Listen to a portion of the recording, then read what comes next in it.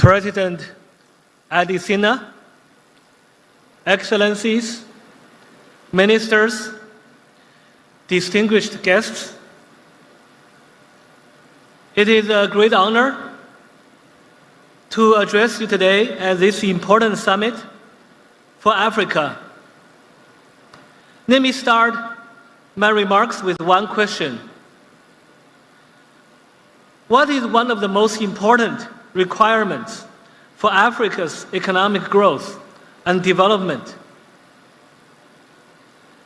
Universal, reliable, and sustainable energy access. That is why the IMF congratulates all of you on the launch of Mission 300. We stand ready to do our part to make this visionary program a success. Over the last 2 decades, per capita electricity production in sub-Saharan Africa has been declining, even though the region has significant renewable energy potential. This poses a significant challenge to the region's economic growth. Renewable energy is a win-win. It supports countries' energy transitions while promoting resilience. It also lessens the need to build expensive electricity grids. Renewables can help get electricity to households and businesses quickly while reducing poverty and increasing sustainability. But we know that African countries are finding it very difficult to secure adequate, affordable capital. External financing is therefore essential, since relying on domestic financing can crowd out other important development investments. The IMF estimates that even a relatively modest investment of $25 billion per year in Africa for renewable energy could generate a 20% increase in electricity production and an annual GDP growth boost of 0.8 percentage point over the next decade.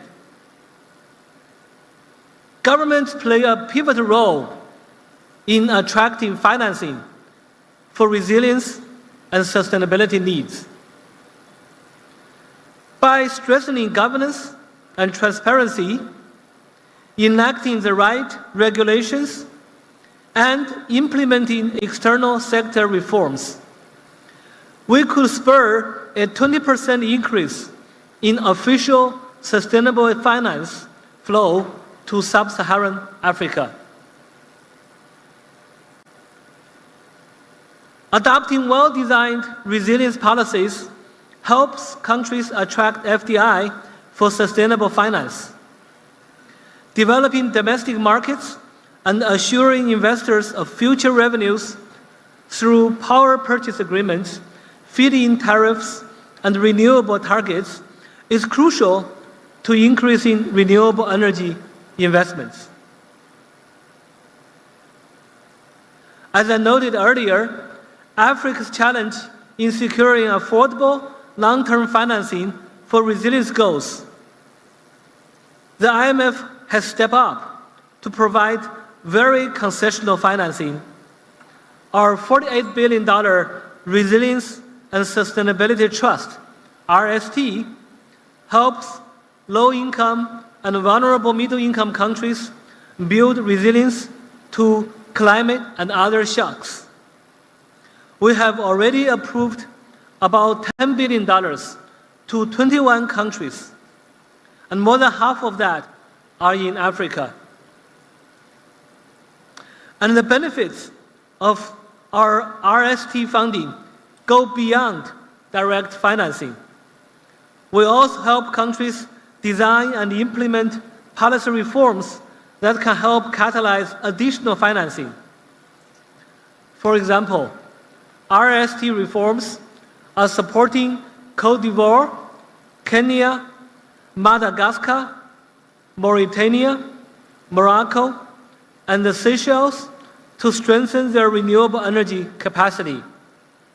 We are also assisting Benin and Senegal to strengthen their energy policy framework. And in Madagascar, we are working with the World Bank Group, the African Development Bank, and other partners to scale up financing through distributed renewable energy to increase access to electricity using innovative solutions. Finally, last May, the IMF board endorsed proposals for voluntary channeling of SDRs to multilateral development banks. For example, the African Development Bank has developed a proposal for SDR channeling to their balance sheet in the form of hybrid capital, which would count as equity and could therefore be leveraged in additional development lending. This is an example of how we are working together to transform Africa's electrification and renewable energy landscape. Thank you.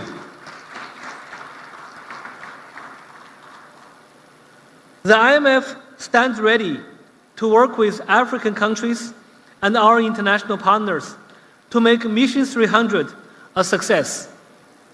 Let us secure affordable financing, increase renewable energy, and establish policies that will enable countries to achieve their energy goals and a sustainable and prosperous future for their citizens.